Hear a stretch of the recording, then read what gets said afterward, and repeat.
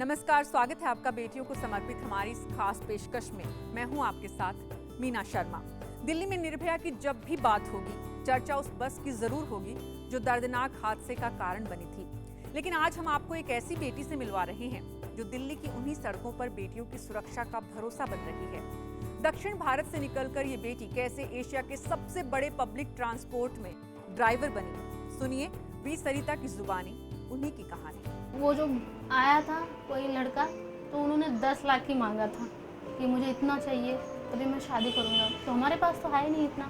जो जैसे पापा ने कहा कि खुशी से मेरी ज़मीन और मेरा घर लिखवा दूँगा, आप कर लेना, तो उससे भी वो उन्होंने माना नहीं।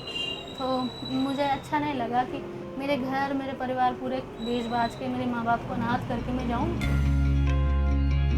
जी हाँ, दहेज की मांग करने वाले लड़के से शादी करने की बजाय खुद के पैरों पर खड़े होने का फैसला किया तो कठिन रास्तों की डगर भी आसान होती चली गई। दक्षिण भारत के तेलंगाना में कभी ऑटो चलाने वाली ये बेटी अपने रास्ते खुद तय करती गई तो दिल्ली की पहली महिला बस ड्राइवर बनकर दिखाने में कामयाब हुई। 30 साल की इस बेटी का नाम वी सरिता है, जो अब दिल्ली सरकार का हिस्सा है और अकेली बेटी जो तेज रफ्तार से दौड़ती दिल्ली में डीटीसी की बस चलाती है।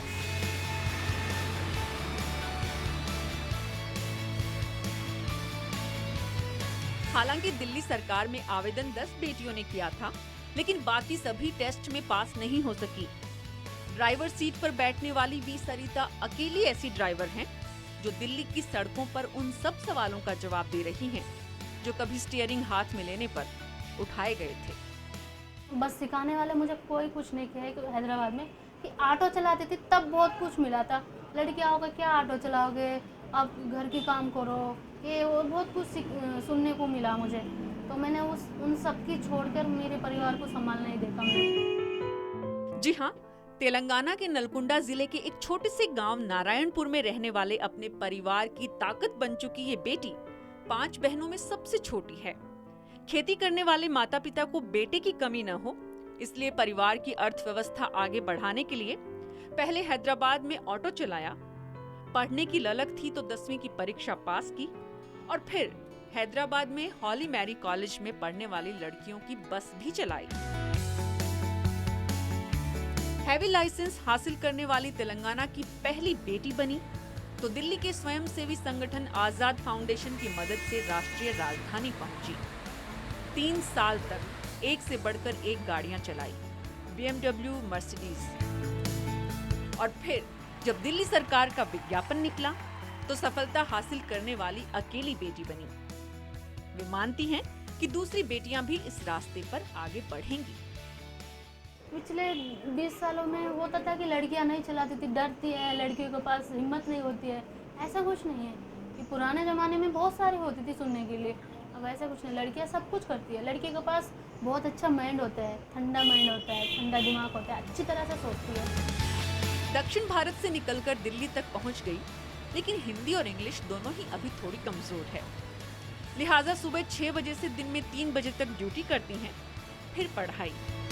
परिवार वाले कहने लगे हैं कि अब तो सरकारी नौकरी लग गई है, ट्रांसफर करा के घर आ जाओ। लेकिन सरिता ये कैसे बताएं कि डीटीसी का दायरा उतना बड़ा नहीं है।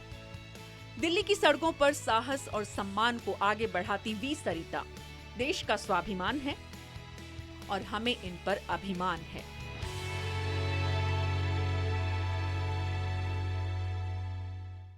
तो कहने सुनने वालों की बातों पर गौर करना छोड़ दीजिए, अपनी बेटियों पर भरोसा करिए। हो सकता है कई वी सरिता आपके आसपास भी देखने को मिले। और वी सरिता ही क्यों, पिंकी भी हो सकती है जो रियो ओलंपिक में जाने की तैयारियों में जुटी है। कल आपको मिलवाएंगे पिंकी से और कहेंगे आप उसको देखने के बाद, आपके बरस मोहे बिटिया की दीदी।